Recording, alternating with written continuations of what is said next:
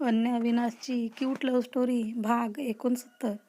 तर मित्र आणि मैत्रिणींनो, तुम्ही जर आमच्या चॅनलवर नवीन असाल तर चॅनलला सबस्क्राईब करा आणि बेल आयकन प्रेस करा, जेणेकरून तुम्हाला प्रत्येक व्हिडिओची नोटिफिकेशन मिळत राहील. मागील भागात मी खरंच सांगते, मला यामधील काहीच माहिती नव्हतं. जेव्हा मला मांटीकडून आजींच्या तब्येतीबद्दल आणि अविनाशच्या घर सोडून जाण्याबद्दल समजलं, तेव्हा मी इथे परत येण्याचा निर्णय घेतला. याआधी इथे काय काय घडलं आहे याबद्दल मला काही कल्पना नव्हती. अन्या बोलली. शिखा थोडा वेळ शांत बसली व ती पुढे काहीतरी बोलणार होती, पण तिचे शब्द ओठातच राहिले आणि एक मोठा आवाज घुमला. बस शिखा, खूप झालं. यापुढे अन्याला एक शब्द जरी बोललीस तर याद राख, आतापासून पुढे. अविनाशची केबिनमध्ये पिन ड्रॉप सायलेन्स होता व अविनाश समोर त्या दोघांना रोखून बघत होता. त्याच्या नजरेत राग, संताप आणि अविश्वास दिसत होता. त्याची ही नजर पाहून मॉन्टी आणि रेवा खाली मान घालून उभे होते. तुम्ही दोघे असेच उभे राहणार आहात की काही सांगणारही आहात? अविनाशने टेबलावर जोरात मोठी आपटल्या. त्याचा संताप आता शिगेला पोहोचला होता. अविनाश, अरे गेले 15 दिवस झाले मी तुला जे सांगत आलो आहोत तेच आत्ताही सांगणार, कारण तेच सत्य आहे. मॉन्टी मान वर करून वैतागून बोलला. अन्य निघून गेल्यापासून 15 दिवस झाले होते. अविनाश दररोज सकाळी त्या दोघांना आपल्या केबिनमध्ये बोलवायचा आणि एकच प्रश्न विचारायचा, अन्या कुठे आहे? तुम्ही दोघांनीच तिला कुठेतरी लपवलं आहे. आत्ताही तो हाच प्रश्न विचारत होता. मला मूर्ख समजता का? मॉन्टी, रेवा, मी तुम्हाला इतक्या वर्षापासून ओळखतो. अन्या गायब होईल आणि तुम्हाला काहीच माहिती नसेल हे मला पटत नाही. तो उठून त्यांच्याजवळ गेला. दोघेही अजूनही खाली मान घालून उभे होते. तुम्ही काही लपवताय, खरं काय आहे ते सांगा. मॉन्टीने खोल श्वास घेतला, पण त्याच्या चेहऱ्यावरची चिंता स्पष्ट दिसत होती. अविनाश, मी खोटं बोलत नाहीये. त्या दिवशी आम्ही तिला घरी सोडलं, पण नंतर काय झालं हे खरंच माहिती नाही. त्या दिवसानंतर तिचा फोन बंद आहे. तिच्या घरी गेलो तर तिचे बाबा बोलतात की ती तिच्या मामाच्या गावी गेली आहे, पण ते तिचा पत्ता देत नाहीत. तुझ्यासारखे आम्ही पण चिंतेत आहोत. मॉन्टी बोलला. काय, तुम्हाला देखील माहिती नाही? कुठे असेल अन्या? काय करत असेल? अविनाश हताशपणे पुटपुटला. त्याची काळजी पाहून रेवाच्या डोळ्यातही टचकन पाणी आलं, पण तिने डोळे घट्ट मिटून ते रोखायचा प्रयत्न केला. अविनाश कपाळावर अंगठा रब करत केबिनमध्ये चक्रा मारू लागला. त्याच्या मनात वेगवेगळे विचार येत होते. अचानक त्याने थांबून दोघांकडे पुन्हा रोखून पाहिलं. जर तुम्हाला खरंच काही माहिती नसेल तर आता तिच्यासोबत तिला शोधायला मला मदत करा, कारण अन्याला मी पुन्हा गमावण्याचा विचारही करू शकत नाही. अविनाशचा आवाज कंप पावत होता आणि मनातील वेदना अश्रुरूपी बाहेर पडत होत्या. मॉन्टी आणि रेवाने एकमेकांकडे पाहिलं. त्यांना अविनाशच्या वेदना आणि राग दोन्ही जाणवत होते. त्यांनी निर्धाराने मान हलवली. आम्ही तुला हवी ती मदत करू. अन्याचा पत्ता लवकर लागेल, मॉन्टी म्हणाला. अविनाशने त्या दोघांना जायला सांगितलं व निर्विकार चेहऱ्याने खिडकीतून बाहेर बघत उभा राहिला. त्याने एक दीर्घ श्वास घेतला. त्याच्या डोळ्यातला राग थोडा कमी झालेला, पण काळजी काही कमी झाली नव्हती. आता त्याला अन्याचा शोध घ्यायचा होता, कोणत्याही परिस्थितीत. मॉन्टी, मी काय म्हणते, आपण त्याला अन्य कुठे आहे हे सांगूया का? गेले 15 दिवस झाले तो अन्याच्या शोधात वणवण भटकतोय. मला त्याची ही अवस्था पाहावत नाही रे. रेवाच्या डोळ्यात पाणी होतं. रेवू, मलाही कळतंय ग, पण आणखी थोडे दिवस वाट पाहू आणि मग त्याला अन्य कुठे आहे ते सांगू, मॉन्टी बोलला. आणि रेवाने होकारार्थी मान हलवली व दोघेही आपापल्या कामाला निघून गेले. बस शिखा, खूप झालं. यापुढे अन्याला एक शब्द जरी बोललीस तर याद राख. या आवाजाने काही क्षण संपूर्ण हाल स्तब्ध झाला. फक्त घड्याळाच्या टिकटिकचा आवाज ऐकू येत होता, कारण तो कणखर व रागीट आवाज आजींचा होता. त्या रागानेच शिखाकडे बघत होत्या.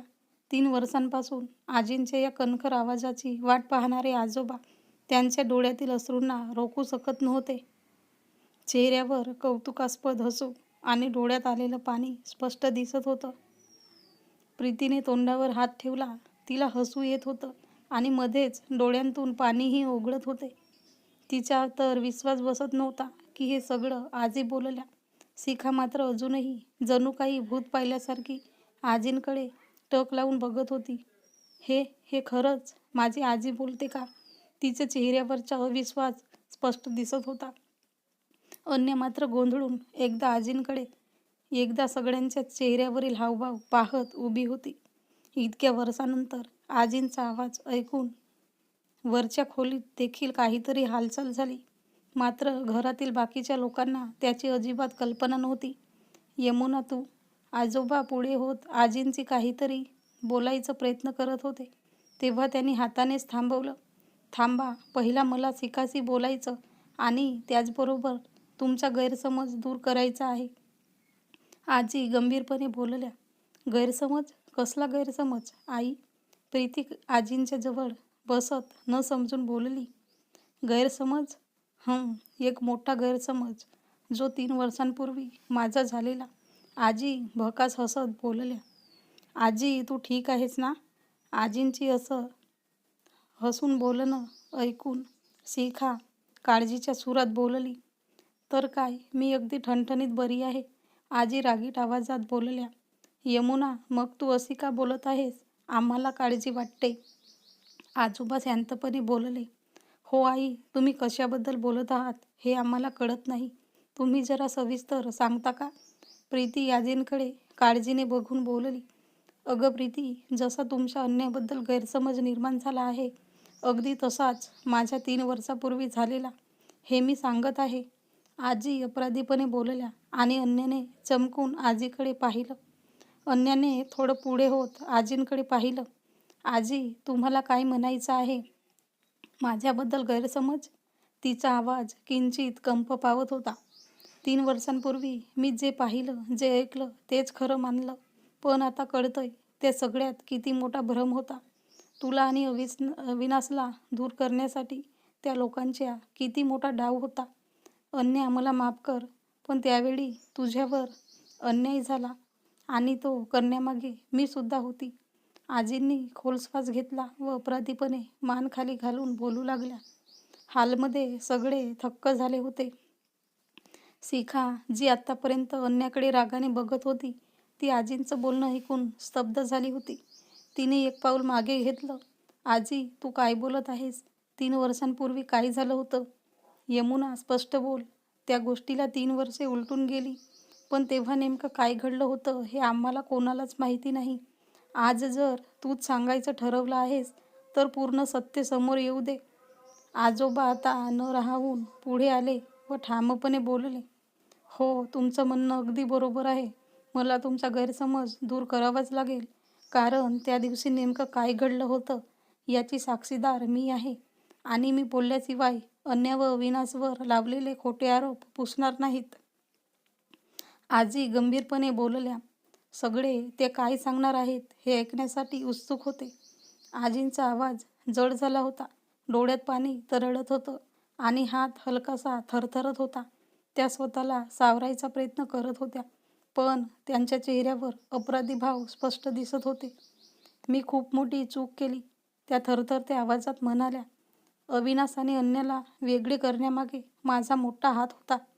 मी समीरावर डोळे झाकून विश्वास ठेवला.